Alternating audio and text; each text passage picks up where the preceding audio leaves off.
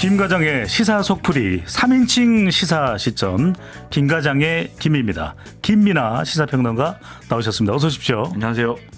네, 김과장의 장은 장윤선 정치전문가입니다. 어서 오세요. 안녕하세요. 두 분 다 또 저하고 또 특별한 인연이 있는 분이라. 그러니까요. 너무 반가워요. 네, 기대됩니다. 김민아 평론가도 반응을 좀 보여요. 상당히 큰 기대를 한 나머지 말을 잃었습니다. 네, 말문이 막힐 정도로 기대를 하고 있습니다. 그만해요. 네. 자, 유튜브로 저희 모습 생중계되고 있고요. 유튜브 MBC 라디오 시사 채널로도 함께 해주시면 좋겠습니다. 오늘도 실시간 유튜브 인정 이벤트를 시작합니다. 뉴스 하이킥 생방송 유튜브 화면을 찍어서 문자번호 샵 8001번으로 보내주시면 응모 완료가 됩니다. 사진 전송은 100원의 정보 이용료가 부과되는데요.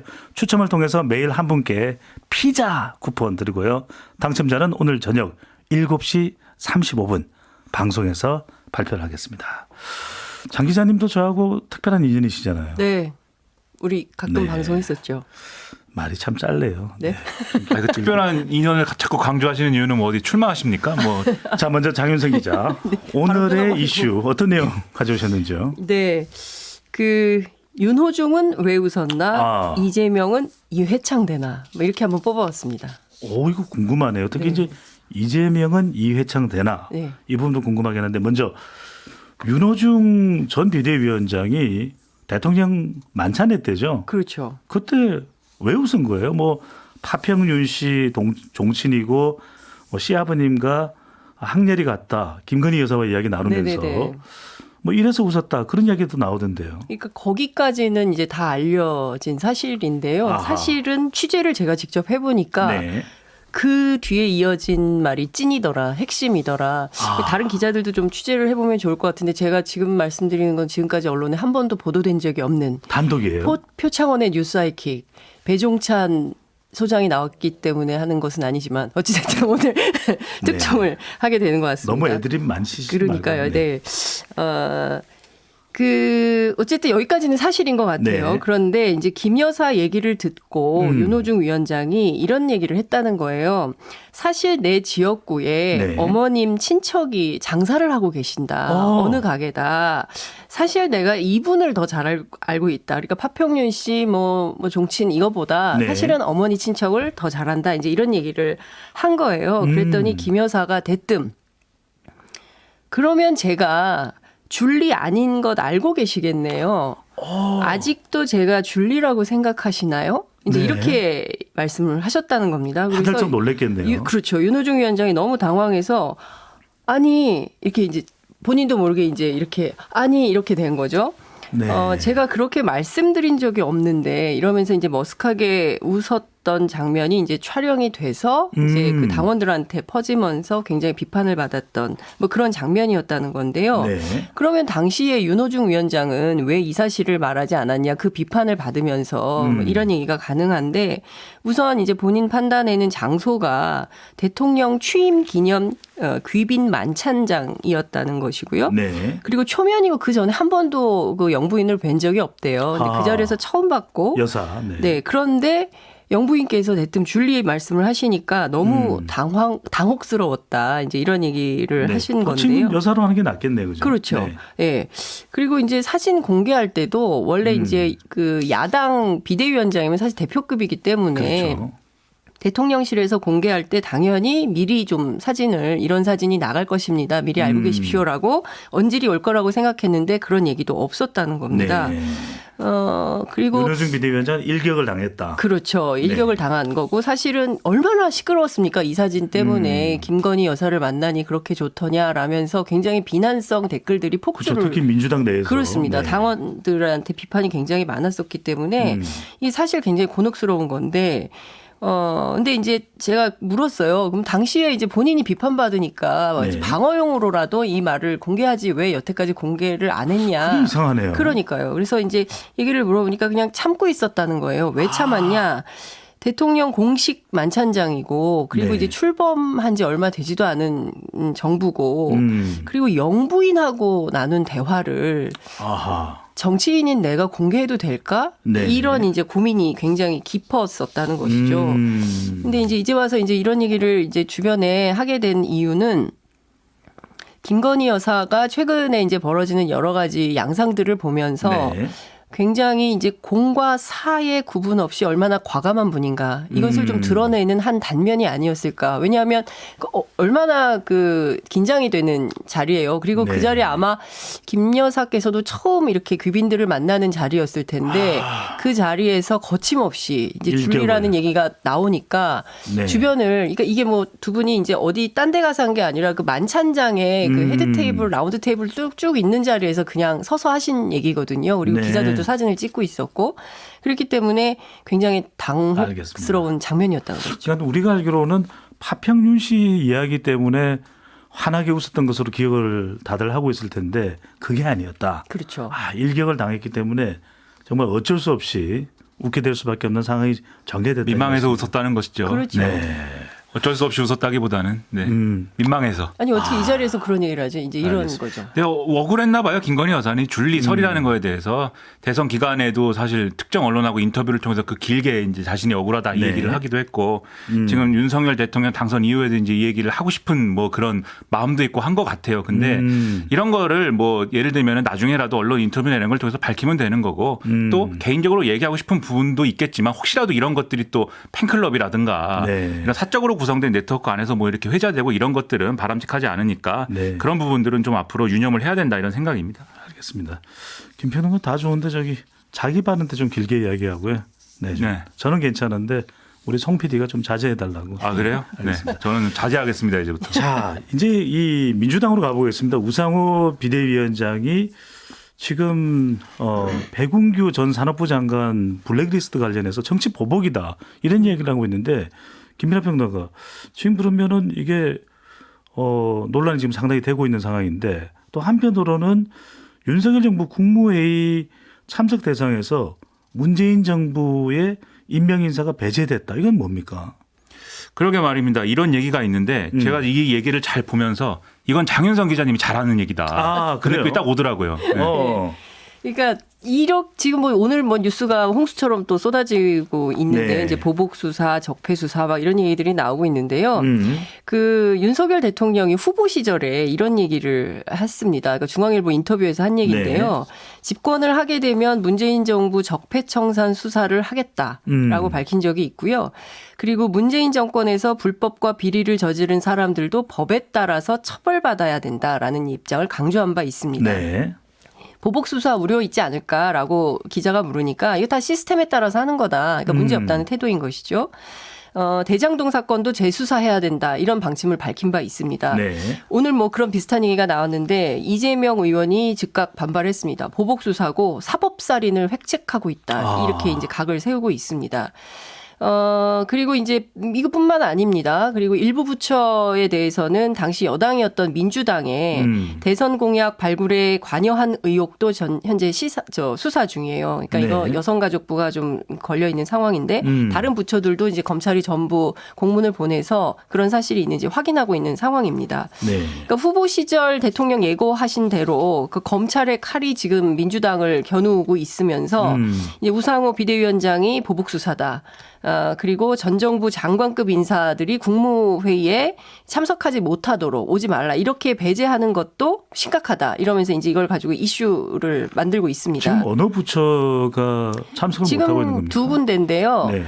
하나는 방송통신위원회고요. 또 하나는 그 국민권익위원회. 국민권익위원회. 그래서 이제 전현희 전현희 위원장과 위원장, 그 다음에 한상혁 위원장, 이게 두 사람에 대한 그 이제 불참 통보를 위원장이네요. 받게 된 네. 거죠. 이게 장관급 국무위원이죠. 그러니까 국무조정실장으로부터 국무회의 참석 대상이 아니다라는 통보를 받은 건데요. 네. 사실 규정상 보면 당연직은 아니기 때문에 필수적으로 꼭 참석해야 되는 것은 아닙니다. 그런데 그동안 2008년 이후에 계속 참석을 해왔다는 거예요. 네. 그런데 이제 새 정부 출범 이후에 오지 말라 이런 통보를 받으니까 이거 자녀 임기 1년이나 남았는데 그 퇴임하라는 간접 압박 아니냐 이 문제를 민주당이 문제 제기를 하고 있는 것이죠. 네, 이것도 논란이 될 수밖에 없겠네요. 네. 자, 그런데 깜짝 놀랄 만한 뉴스가 하나 나왔습니다. 민주당의 싱크탱크인 진보 싱크탱크인 더 좋은 미래에서 대선과 지선을 평가하면서 이재명 의원 책임론을 공개적으로 제기를 했는데 이회창의 길을 간다. 이건 무슨 이야기입니까? 무슨 얘기냐면요. 네. 오늘 민주당 안에 더미래라는 연구소가 있습니다. 이제 김기식 소장이 어떤 얘기를 했냐면 후보 책임론을 적극적으로 제기를 한 거예요. 네. 2002년도에 김대중 대통령 지지율이 24%였지만 노무현 대통령이 당선이 됐고 2012년 MB 시절인데 이때 정권 교체 여론이 57%였지만 박근혜 당시 그 후보가 당선이 됐었다. 네. 그러니까 문재인 전 대통령 지지율이 40%가 넘는데도 이 졌다는 것은 사실상 후보 요인을 배제하고는 설명하기가 어려운 것이다라고 이제 분석을 한 것인데요. 문제는 지금 이렇게 계속 가다가는 사실상 민주당이 과거 태극기 부대에 끌려다녔던 국민의힘의 전철을 밟을 수 있게 된다. 네. 그리고 이회창 한나라당의 전철을 밟지 않으려면 당내에 다양한 리더십이 반드시 생겨야 된다. 이런 주장을 한 것입니다. 그러니까 실질적으로는 이재명 후보를 좀 저격한 셈인데요. 네. 이재명 후보 하나만 가지고 4년 내내 끌면 과거 제왕적 총재로 군림했다가 노무현 전 대통령에게 정권을 빼앗겼던 이회창의 길을 가게 될 것이다라고 경고를 했습니다. 그러니까 당내에 다양한 리더십을 좀 세워보자. 이제 이런 네. 얘기를 한 걸로 좀 보입니다. 선거평가지만 또 듣고 보면은 이재명 의원을 좀 겨냥한 것이다. 이렇게 그렇습니다. 보시면 네. 더 좋은 미래가 누가 주도하는 싱크탱크인가요? 사실상 친문 계열이라고 하고요. 과거에 네. 시민사회에 있었던 시민운동가 출신 국회의원들이 많이 들어가 있고 네. 당내 이른바 소장파, 운동권 출신 이렇게 볼 수도 있겠죠. 친문 성격이 좀 있다. 네. 자, 이제는 많이 기다렸습니다. 김민하 평론가 쪽으로 넘어가겠습니다. 오늘의 인물 누구로 뽑으셨나요? 오늘의 인물은 이준석 대 안철수 네 이렇게 해왔습니다. 네. 자, 이준석 대표와 안철수 후보의 뭔가 충돌의 냄새가 나는데 오늘 권성동 원내대표가 최고위원회 구성에 대해서도 발언이 있었네요. 그렇죠. 이게 두 사람 간의 어떤 현안이다 이렇게 보이는 이슈기 때문에 예. 얘기가 이렇게 연결되는 건데 뭐 배경을 설명을 드리면은 국민의힘 국민의당이 지난 4월달에 합당 협상하지 않았습니까? 네. 이제 국민의당 몫으로 최고위원 2명을 좀 추천하자 이렇게 이제 얘기가 됐어요. 그래서 국민의당 대표였던 안철수 의원에게 최고위원 2명의 추천권이 주어졌다 이렇게 볼 수가 있는데 네. 그런데 추천을 한 사람이 김윤 전 국민의당 서울시당 위원장하고 정점식 국민의힘 전 의원입니다. 그런데 이준석 대표가 이 두 사람에 대해서 이제 재고 요청을 한 그런 상황이고요. 네. 그 얘기를 권성동 원내대표가 오늘 이제 회의를 하고 나오는데 기자들이 물어봤어요. 이거 어떻게 봐야 되냐. 근데 권성동 원내대표가 지금 이 안철수 의원이 추천한 2명의 최고위원이 2명의 사람들을 최고위원으로 추천이 다 받아주면 최고위원 전체 숫자가 너무 많아져 가지고 비효율적이 된다. 아하. 그러니까 총원을 9명만 해도 되니까 지금 마침 8명이다. 한 명만 안철수 의원이 추천하는 걸로 하면 정리가 깔끔하게 될 것 같다. 그래서 김윤 전 위원장만 수용하는 걸로 안철수 의원이 양해해 줬으면 좋겠다라는 취지의 얘기를 한 겁니다. 근데 지금 이준석 대표의 이야기가 나왔었는데 안철수 의원하고 이런 안철수 의원이 추천한 것에 대해서 가장 크게 반발하는 인물이 이준석 대표인가요? 아닌가요? 이준석 대표입니다라는 답변을 전제하고 지금 그렇게 물어보셨네요. 근데 실제로 이준석 대표가 여러 가지 언론 인터뷰를 통해서 이 얘기를 하고 있어요. 아니라고 하는 이야기가 나와서 제가 여쭤보는 거예요. 이게 아니라고 하는 왜냐하면은 지금 이제 국민의당을 배려해 가지고 2명을 추천하라고 얘기를 했는데 한 명은 네. 국민의당 인사가 맞습니다. 어쨌든 논란이 있기는 해도 근데 한 명은 원래 국민의힘 인사를 추천을 한 거잖아요. 네. 국민의당 사람을 추천하지 않고 왜 국민의힘 사람을 추천했느냐 이게 이해가 안 된다. 이게 이제 이준석 대표가 표면적으로 하는 얘기인데 네. 근데 여기에 대해서 여러 가지 해석들이 지금 나오는 거죠. 왜 이런 이제 얘기를 하느냐. 그리고 오늘 거기에 권성동 원내대표 얘기까지 더하면은 어떤 얘기가 되냐면 국민의당 출신 인사인 김윤 전 위원장을 수용할 수 있는데 왜냐하면 과거에 막말을 한 거에 대해서 사과를 했기 때문에 이건 수용할 수 있는 얘기가 되는데 근데 한 명만 추천해라라고 된 거잖아요. 네. 그러면 2명 중에 한 명이 정점식 전 의원인데 한 명은 김윤 전 위원장이니까 정점수 현 의원이죠.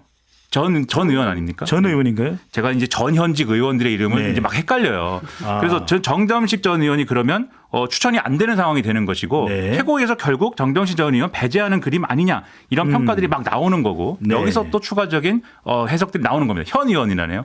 지금 국회의원님들이 네. 이런 거에 굉장히 민감해요. 나 현직인데 왜 현 전직이라고 의원으로 하느냐. 알고 있어가지고. 이 자리를 빌어 대단히 사과의 말씀을 드리겠습니다. 네. 그러니까 저렇게 사과하는 센스가 항상 있어야 돼요. 사과에 인색하면 안 됩니다. 김민하 그런 거 좀 자제를 해 주시고요.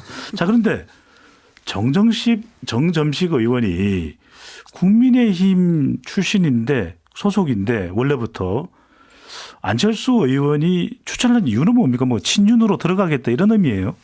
그래서 한쪽에서 나오는 얘기가 네. 안철수 의원이 어쨌든 이제 차기 당대표에 도전할 거지 않습니까? 네. 그러면 이제 당내에 뭔가 기반이 필요한데 그 당내 기반을 만들기 위해서 마침 주어진 이 최고위원 추천권을 정점식 의원을 추천하는 걸로 이렇게 당내 기반을 뭔가 확보하려고 하는 거 아니냐. 이런 해석이 나오는데 네. 정점식 의원이 윤석열 대통령의 서울대 동문이고 94년에 대구지검 검사 시절부터 같이 했다. 이 맥락이 하나가 있는 데다가 그리고 지금 장제원 의원이 추천한 거 아니냐. 정점식 의원하고 최고위원 추천권을 같이 이제 논의를 해봐라. 네네. 이 해석까지 나오거든요. 그러면은 결과적으로 이 구도가 어떻게 되냐면 이준석 대표하고 안철수 의원과 친윤그룹이 같이 손잡고 이 대결 구도가 형성된 거 아니냐라는 해석이 그래서 지금 나오는 겁니다. 네. 그럼 지금 권성동 원내대표는 이준석 대표의 힘을 실어주는 건가요? 아니면은 신세력으로 분석되고 있는 안철수 의원의 힘을 실어주고 있는 건가요? 만약에 안철수 의원한테 힘을 실어주려면 오늘 정점식 의원도 최고위원 추천 받아줍니다. 이렇게 얘기를 했어야 되는데 네. 그렇지 않고 김윤 전 위원장만 받겠습니다라고 한 거나 다름없는 얘기를 한 거지 않습니까? 그러다 보니까 이게 여러 가지 해석이 나올 수밖에 없는데 더군다나 또 하나 이제 해석해 볼 만한 점이 권성동 원내대표가 네. 장제원 의원이 주도한다고 하는 이른바 민들레 모임에 출범을 하면서 여기에 대해서 이준석 대표하고 같은 입장을 표명을 했거든요. 네. 민들레 모임 출범 안 했으면 좋겠다. 그런 맥락도 있다 보니까 오늘 예를 들면 조선일보 오늘자 기사에 보면 이런 대목이 있어요. 네. 국민의힘 관계자 언급을 빌어서 이 권성동 원내대표하고 장제원 의원이 이해관계가 좀 갈린다. 권성동 원내대표는 원내대표를 하고 있는 상황인데 네. 이준석 대표 체제가 조기에 무너지면은 권성동 원내대표가 이 원내대표를 그만두고 당권 도전을 한다든지 이럴 수가 없잖아요. 권성동 원내대표 당권에 관심이 있는데 그래서 이준석 대표 체제가 순항하기를 바라고 그렇기 때문에 이준석 대표하고 전략적 연대를 하는 그림이 되고 있다. 그래서 이게 묘하게 윤핵관 사이에 분화가 일어나고 있다. 이런 얘기가 나온다는 거예요. 아니 장 기자님은 어떻게 보세요? 윤핵관 뭐 임기 초반인데 그러니까요. 친윤 조직인 윤핵관의 분열 이게 맞는 이야기일까요? 제가 보기에는 너무 이르죠. 그런데 뭐 민들레가 지금 저는 공식적으로 출범을 할 수 있을지는 잘 모르겠습니다. 어쨌든 이제 네네. 계속 미루고 언제 뭐 소나기는 금방 멎게 돼 있다. 뭐 이런 얘기를 이제 이용호 간사인가요? 모임 회장인가요? 그분이 하시던데 제가 보기에는 어찌됐든 이제 당정대 관계가 굉장히 중요하고 첫 번째는 네. 윤석열 정부의 성공을 위해서 그리고 이제 두 번째는 이제 차기 총선에서 이제 자신들의 위치를 점유하기 위한 당권 경쟁을 아주 이제 세게 치열하게 하는 것이고 네. 이준석 대표 입장이 이제 자기 정치 하겠다고 했는데 안철수 대표, 그 권성동 의원 그리고 장제원 의원 모두 이제 자기 정치의 전선에 서서 네. 누가 더 잘하나 알겠습니다. 경쟁을 하고 있는 게 아닌가 싶습니다. 예, 시간이 많지 않아서 김민하 부동산 이준석 당대표 당권 재도전 시사를 하고 시사 이야기가 나오는데 가능한 일입니까? 정확히 얘기하면 오마이뉴스 인터뷰에서 이렇게 얘기했습니다. 상계동에 나가서 당선되고 싶다. 그런데 그러려면 지도부가 잘해야 되는데 얘기가 많은 지도부 뭐 예를 들면 애국보수 성향의 강경한 인사라든지 이런 사람이 당대표가 되면 상계동에서 난 어렵다. 네. 그런 대표가 나올 것 같으면 내가 나갈 수도 있다. 이렇게 얘기를 한 거거든요. 그럼 과연 애국보수 성향의 당대표 후보란 누구일까? 상당히 궁금해지는 오늘입니다. 다시 또 당권에 도전할지 어떨지 이준석 대표. 자, 두 분 말씀 잘 들었습니다. 고맙습니다. 감사합니다. 평일 저녁 6시 5분에 여러분을 찾아갑니다. MBC 라디오 교창원의 뉴스 하이킥.